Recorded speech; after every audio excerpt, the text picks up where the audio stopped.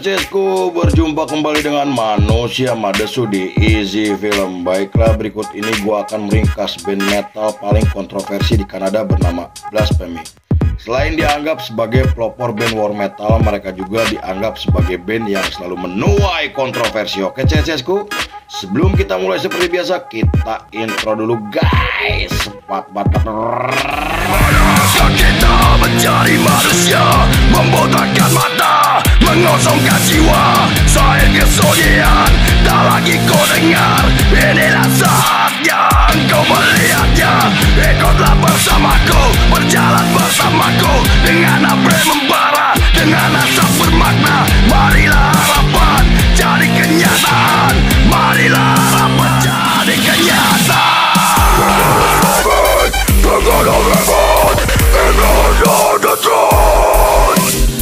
We're gonna...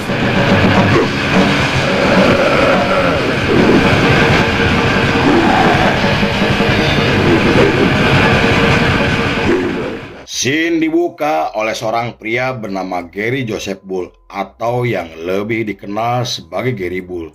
Ia adalah seorang musisi metal asal Kanada yang dikenal karena pandangan politik dan ideologi radikalnya. Ia pernah terlibat dalam berbagai aksi kriminal seperti penyerangan, intimidasi, dan perdagangan narkoboy. Tak hanya itu, ia juga sangat membenci dan memiliki dendam kepada kelompok rasis bernama KKK. Kebenciannya terhadap KKK karena Gary harus kehilangan teman baiknya yang diduga menjadi korban dari kelompok tersebut. Konon setelah kematian temannya, Gary menjalin hubungan dengan beberapa geng kriminal untuk mencari pelaku yang telah menghabisi nyawa temannya. Terlepas dari benar atau tidaknya rumor tersebut, namun Gary tidak pernah membahas kematian temannya di depan publik karena alasan yang tidak dijelaskan. Pada tahun 1984, Gary memilih menetap di Swedia selama beberapa bulan untuk menghindari pengejaran dari kepolisian Kanada. Hal itu karena Gary diduga terlibat dalam aksi penyerangan yang membuat korbannya mengalami luka-luka. Menurut artikel yang ditulis oleh media Kanada, Gary mengatakan jika dirinya tidak terlibat dalam kasus tersebut. Meski saat itu ia berada di tempat kejadian, namun ia mengaku hanya menonton kedua temannya melakukan pemukulan. Pengakuan Gary tidak dipercaya oleh penegak hukum karena Gary dikenal selalu berbuat onar dan memiliki catatan kriminal.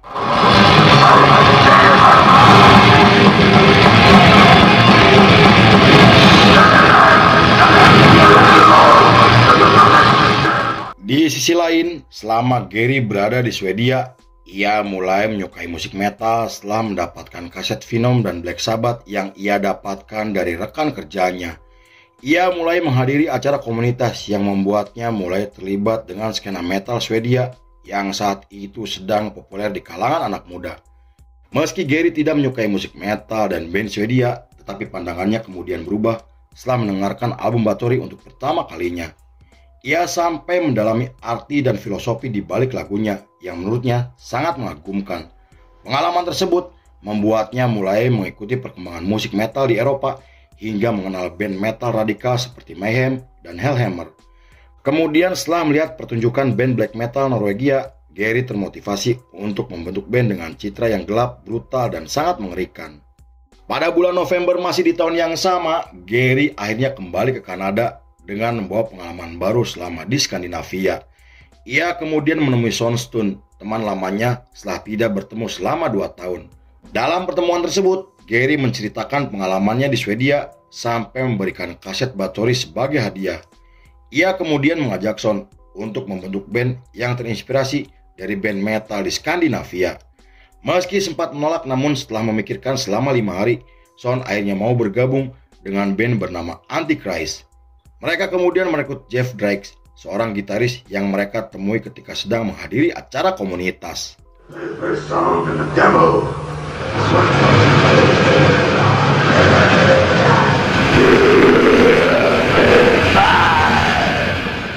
Nama Antichrist sendiri dicetuskan oleh Gary yang menganut paham satanisme dan ideologi antikristus. Ideologinya muncul setelah Gary membaca buku satanik milik Anton LaVey, dan kemunculan mereka langsung menarik perhatian banyak orang karena menjadi band satanik pertama di Kanada. Awalnya mereka membawakan musik thrash dan death metal dengan lirik anti agama. Namun setelah merilis demo pertamanya, musik mereka berubah lebih agresif karena terinspirasi dari band seperti Bathory dan Hellhammer. Beberapa bulan kemudian, mereka mengganti nama bandnya menjadi Disaster atas permintaan labelnya. Sayangnya nama tersebut tidak bertahan lama karena pada tahun 1986 mereka kembali merubah nama bandnya menjadi Thrashammer. Dengan menggunakan nama tersebut, mereka semakin aktif dan mulai mengembangkan citranya sebagai band satanis. Selain menampilkan aksi panggung yang mengerikan, mereka juga melakukan ritual di atas panggung hingga memajang simbol okultisme di setiap pertunjukannya.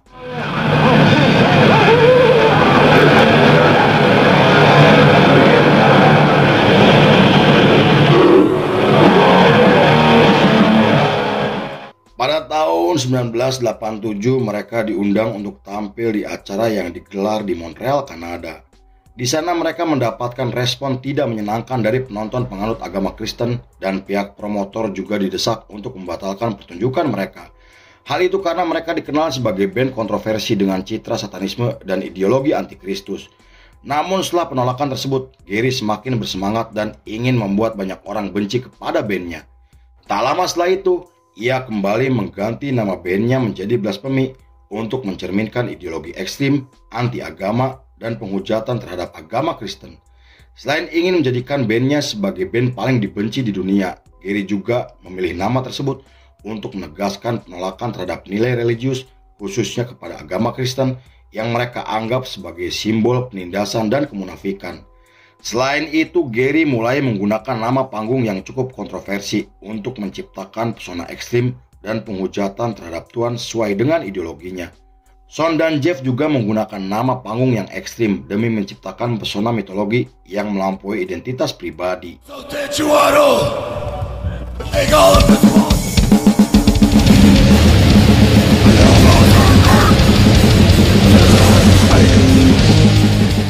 Dengan menggunakan nama Blasphemy, mereka mulai merekam lagu untuk album pertamanya setelah mendapatkan kontrak dari label independen. Saat itu mereka menambahkan instrumen gelap untuk menciptakan suara yang terdengar sangat mengesankan. Lalu setelah menjalani proses rekaman, album pertama mereka akhirnya resmi dirilis pada tahun 1990 dan album tersebut dikenal karena menampilkan atmosfer gelap dan tema anti-agama yang sangat kuat.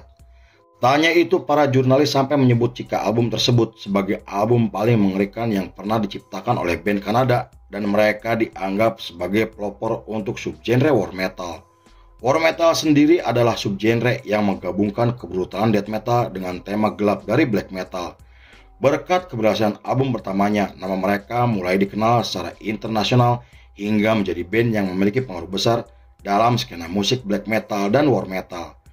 Konon mereka adalah band yang tidak mementingkan ketenaran dan finansial karena Gary selalu menolak tampil di festival musik besar. Mereka memilih tampil di acara komunitas untuk menjaga identitas yang membuat mereka dihormati oleh para pencinta musik ekstrim.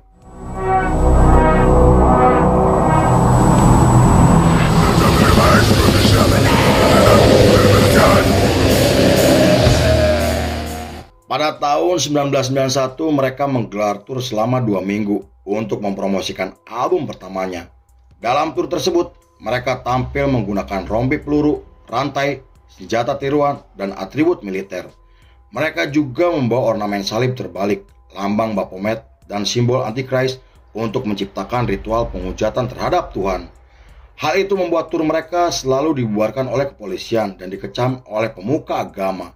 Kemudian ketika mereka menggelar pertunjukan di Vancouver pada tahun 1992, acara tersebut harus berakhir ricuh yang dipicu akibat perkelahian sama penonton. Sejak saat itu, aksi panggung mereka dikenal sebagai aksi panggung paling brutal dan para personilnya selalu berdiri dengan tatapan tajam seperti sedang memanggil kekuatan iblis dari kegelapan. Di sisi lain, ketika gerakan black metal neo-Nazi muncul dan sangat populer di Kanada, mereka mulai dikaitkan dengan gerakan rasis karena pandangan politik dan estetika ekstrimnya. Sang drummer kemudian membantah tuduhan tersebut karena menurutnya sangat bertentangan dengan ideologi mereka. Hal itu ia katakan karena gitaris mereka adalah orang kulit hitam dan menjadi band metal pertama di Kanada yang memiliki personil dari kaum kulit hitam. Meski Gary pernah terlibat dalam beberapa proyek yang memiliki pandangan ekstrim, namun ia menolak ideologi sayap kanan dan nasionalis sosialis.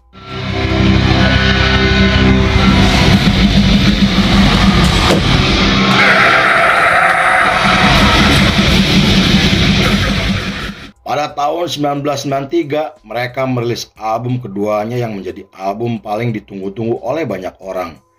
Album tersebut menampilkan lirik yang membahas penolakan terhadap agama Kristen, pemujaan terhadap kekuatan gelap, dan penghinaan terhadap tokoh religius.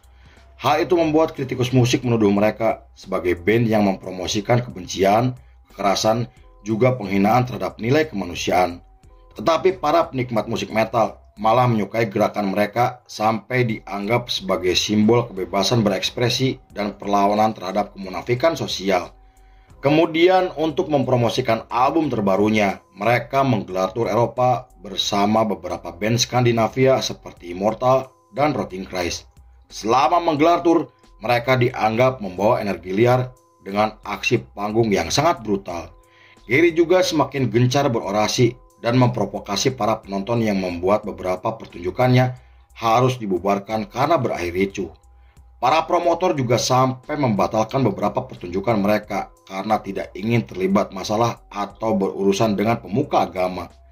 Kemudian ketika mereka akan menggelar pertunjukan di Polandia, petugas imigrasi menolak kedatangan mereka atas desakan dari para pemuka agama di Polandia. Akibat dari penolakan tersebut, Gary mulai berselisih dengan personil sekaligus sahabatnya yang dipicu akibat perbedaan pendapat. Hal itu membuatnya memilih keluar dari band dan mendirikan band proyek bersama teman-temannya. Posisinya sebagai vokalis sekaligus basis akhirnya digantikan oleh Ace, dan formasi tersebut tidak bertahan lama karena setelah menggelar tur pada tahun 1994, mereka memilih bubar dengan alasan yang tidak dijelaskan.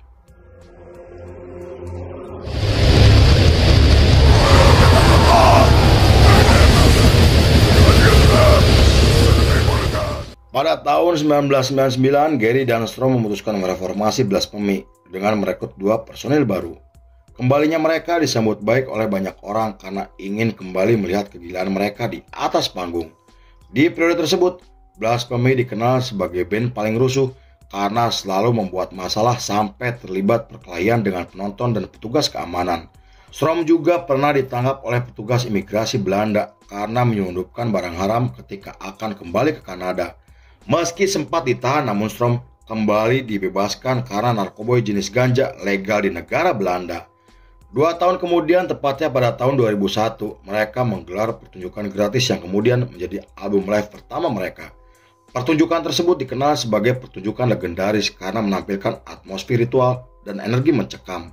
Selain menggunakan trompet perang sebagai intro, para penonton juga meneriakkan kutukan dan penghinaan terhadap agama. Saat itu mereka tampil agresif dengan membawakan lagu di mana para panitia sampai kewalahan untuk mengendalikan para penonton yang semakin menggila. Bahkan ketika mereka sedang membawakan lagu kelimanya, area mosh pit berubah menjadi ajang perkelahian yang menyebabkan banyak para penonton terluka. Acara tersebut kemudian dibubarkan paksa oleh kepolisian karena situasi penonton yang semakin tidak terkendali. Beberapa hari setelah pertunjukan tersebut, mereka memutuskan vakum sementara dengan waktu yang tidak ditentukan. Para personilnya kemudian kembali bersama proyekannya seperti Strom bekerja sebagai produser untuk label independen di Kanada. Gary juga kembali dengan band proyekannya dan menjadi anggota dari kelompok okultisme.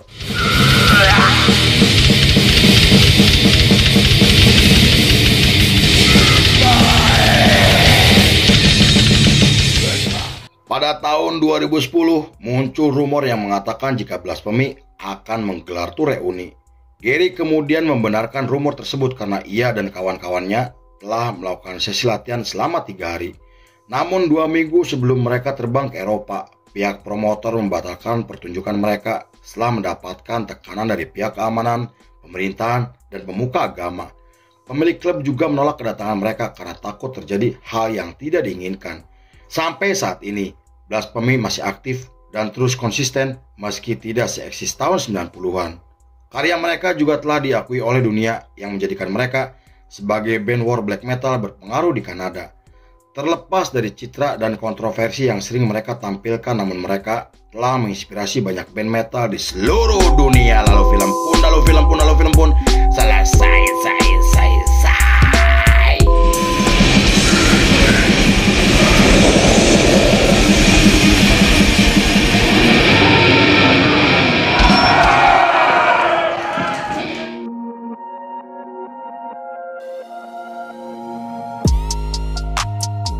Kami datang bukan untuk menghibur, tapi untuk membinasakan. Plus, pemioke CSku, terima kasih sudah menyaksikan ringkasan ini nggak selesai. Saya beserta jajaran Berandal Malam kembali pamit undur diri, sampai jumpa di episode berikutnya. Bye bye, Hampura Balelol CSku.